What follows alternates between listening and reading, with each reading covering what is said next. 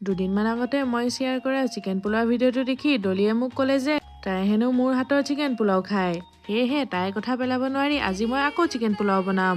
আজি বাৰু লোকেল মুৰ্গী নহয়, ব্ৰইলাৰ মাংসই অনা হৈছে। মেক্সিমাম টাইম মই চিকেন বনোৱাৰ আগত ফাৰ্ষ্ট আলুখিনি ফ্ৰাই কৰি লওঁ, তাৰপিছতহে মই মাংস ভজাৰ প্ৰচেছটো ষ্টাৰ্ট কৰোঁ। পিছে আজি মই মাংসটো ইন জেনেৰেল যেনেকৈ বনাওঁ তাতকৈ অলপ বেলেগকৈ বনাইছোঁ। মানে মই এভৰি টাইম মাংস বনালে এডিশ্যনেল মছলা, ডেট মিনছ মিট মছলা, গৰম মছলা এণ্ড কাশ্মীৰী মিৰ্চটো মই মাংস বনোৱাৰ পিছত দিওঁ, কিন্তু মই আজি তেনেকুৱা কৰা নাই। পিঁয়াজখিনি ভাজোঁতেই সেই মছলাখিনি দি দিছোঁ। চাওঁচোন এনেকৈ বনালে কি বেলেগ টেষ্ট আহে। মাংসখিনি বনাই লৈ দলিকে ফাৰ্ষ্ট টেষ্ট কৰি চাবলৈ ক'লোঁ। তাৰপিছতে আকৌ মই লাগি গ'লোঁ পোলাও বনাবলৈ। আৰু 10 মিনিট পিছত আমাৰ পোলাও ৰেডিয়ে হৈ যাব। মাংস পোলাও থাকিলে লগত কিনো লাগে আৰু ৰাইচ, হয়নে নাই? কিন্তু চালাড অকণমান থাকিলে এনেই ভাল লাগে দিয়কচোন।